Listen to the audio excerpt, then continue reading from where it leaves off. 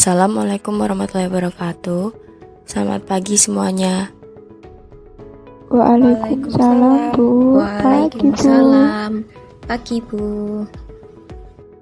Sebelum memulai pelajaran pagi hari ini, marilah kita berdoa agar diberi kemudahan dalam pembelajaran pagi hari ini. Silakan salah satu bisa memimpin doa. Sebelum memulai pelajaran, mari kita berdoa. Berdoa mulai. Berdoa selesai. Hari ini kita akan mempelajari tentang perkembangan teori atom. Tujuan mempelajari materi ini adalah untuk mengetahui bagaimana perkembangan teori atom. Ibu akan menjelaskan materi mengenai teori atom. Silakan diperhatikan. Pada beberapa abad sebelum Masehi, filsuf-filsuf Yunani, diantaranya Leucippus dan Demokritus, berpendapat bahwa semua materi terdiri dari partikel-partikel kecil yang tak terbagi. Demokritus menyatakan bahwa jika suatu materi dibagi menjadi bagian yang lebih kecil, kemudian terus dibagi lagi, maka akan sampai pada suatu saat di mana didapat bagian yang sangat kecil yang tidak dapat dihancurkan atau dibagi lagi, yang disebut atom. Atomos dalam bahasa Yunani yang artinya tak terbagi. Namun, pemikiran filosofis tersebut tidak begitu diterima pada saat itu hingga pada awal abad ke-18. John Dalton merumuskan teori atom yang berhasil menjelaskan hukum-hukum dasar kimia, hukum kekekalan massa, hukum perbandingan tetap, dan hukum kelipatan perbandingan. Teori atom Dalton menyatakan bahwa setiap unsur tersusun dari partikel yang sangat teramat kecil yang disebut atom.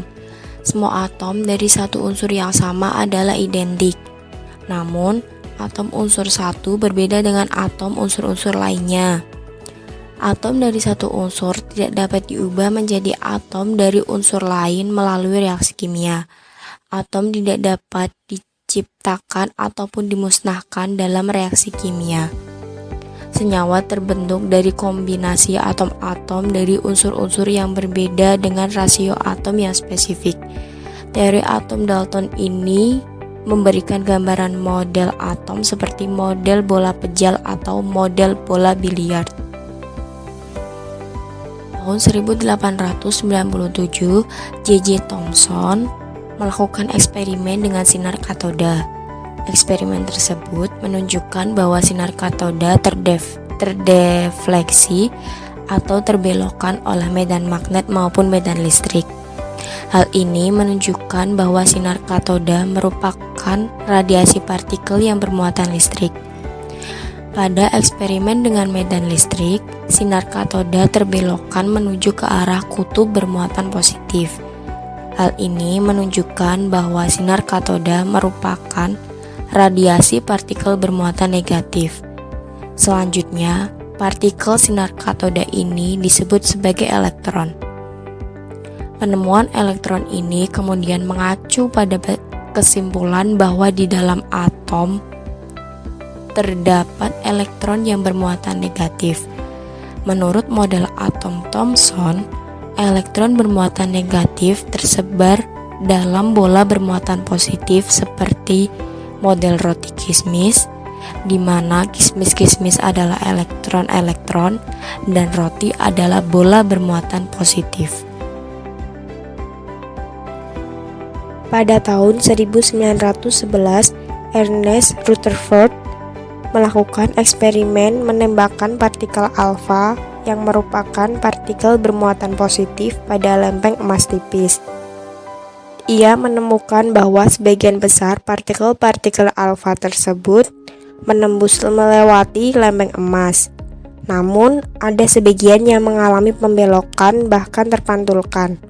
Hal ini mengacu pada kesimpulan model atom Rutherford mengenai model inti, di mana sebagian besar bagian dalam atom merupakan ruang kosong, terdapat inti yang padat pejal dan masif bermuatan positif yang disebut sebagai inti atom, dan elektron-elektron bermuatan negatif yang mengitari inti atom.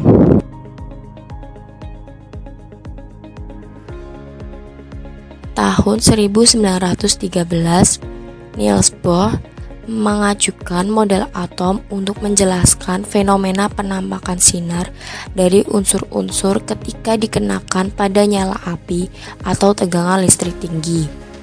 Model atom yang ia ajukan secara khusus merupakan model atom hidrogen untuk menjelaskan fenomena spektrum garis atom hidrogen.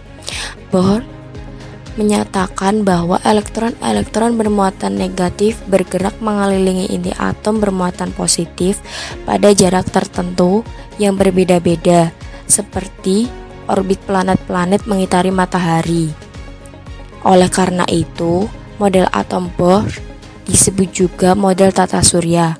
Setiap lintasan orbit elektron pada tingkat energi yang berbeda. Semakin jauh lintasan orbit dari inti, semakin tinggi tingkat energi. Lintasan orbit elektron ini disebut juga kulit elektron. Ketika elektron jatuh dari orbit yang lebih luar ke orbit yang lebih dalam, sinar yang diradiasikan bergantung pada tingkat energi dari kedua lintasan orbit tersebut. Pada tahun 1924, Louis de Broglie menyatakan hipotesis dualisme partikel gelombang. Semua materi dapat memiliki sifat seperti gelombang. Elektron memiliki sifat seperti partikel dan juga sifat seperti gelombang. Pada tahun 1926, Erwin Schrödinger merumuskan persamaan matematis yang kini disebut persamaan gelombang Schrödinger, yang memperhitungkan sifat seperti partikel dan seperti gelombang dari elektron. Pada tahun 1927, Werner Heisenberg mengajukan asas ketidakpastian Heisenberg yang menyatakan bahwa posisi elektron tidak dapat ditentukan secara pasti, namun hanya dapat ditentukan peluang posisinya. Teori-teori dualisme partikel gelombang, asas ketidakpastian Heisenberg, dan persamaan Schrödinger kemudian menjadi dasar dari teori atom mekanika kuantum. Penyelesaian persamaan Schrödinger menghasilkan fungsi gelombang yang disebut orbital. Orbital biasanya digambarkan seperti awan elektron, di mana kerapatan awan tersebut menunjukkan peluang posisi elektron. Semakin rapat awan elektron, maka semakin tinggi peluang elektron. Begitu pula sebaliknya. Oleh karena itu, model atom mekanika kuantum disebut juga model awan elektron. Sebelumnya, pada tahun 1919, Rutherford berhasil menemukan partikel bermuatan positif yang disebut proton dari eksperimen penembakan partikel alfa pada atom nitrogen di udara. Lalu, pada tahun 1932, James Chadwick menemukan partikel netral yang disebut neutron dari eksperimen bombardir partikel alfa pada berbagai unsur. Dengan demikian, dapat disimpulkan bahwa dalam model awan elektron terdiri dari elektron-elektron bermuatan negatif yang bergerak sangat cepat mengelilingi inti atom yang tersusun dari proton yang bermuatan positif dan neutron yang tak bermuatan.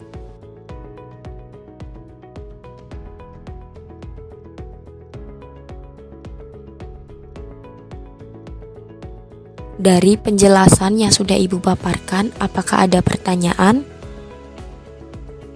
Belum, Bu. Belum, Bu. Baik, sekarang Ibu akan membagi kalian menjadi 4 kelompok. Silakan kalian bergabung dengan kelompok masing-masing. Baik, Bu. Baik, Bu.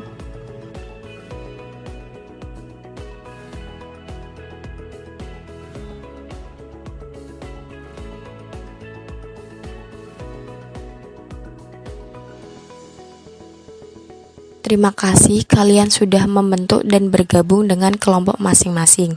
Sekarang Ibu akan membagikan lembar kerja kelompok.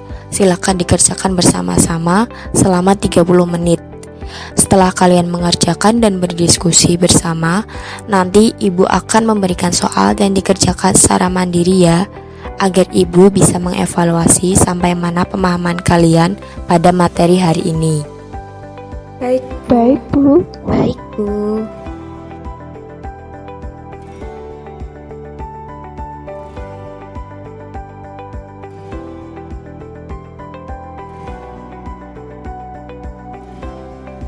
Apakah sudah selesai? Sudah, Bu.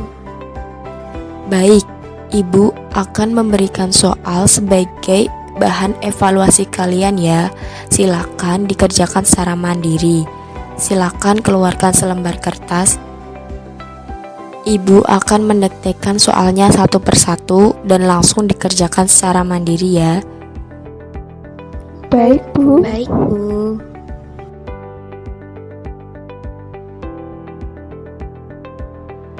Soalnya ada berapa ya, Bu? Soalnya cuma 3.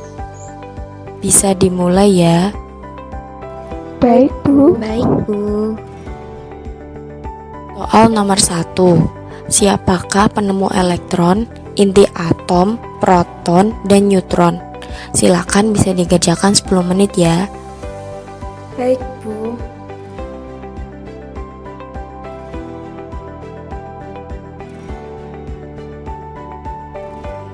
Soal nomor 2. Jelaskan eksperimen yang dilakukan oleh Rutherford mengenai atom. Silakan bisa dikerjakan 10 menit. Baik, Bu.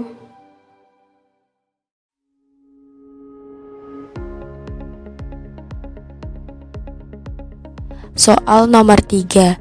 Bagaimana teori atom Niels Bohr dapat mengatasi kelemahan teori atom Rutherford? Silakan bisa dikerjakan 10 menit.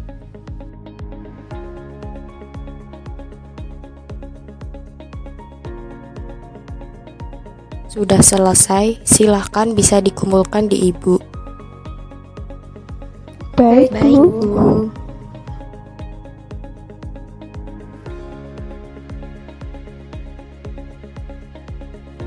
Terima kasih. Hasil kerja kelompok kalian sudah cukup baik, namun ada beberapa yang belum tepat.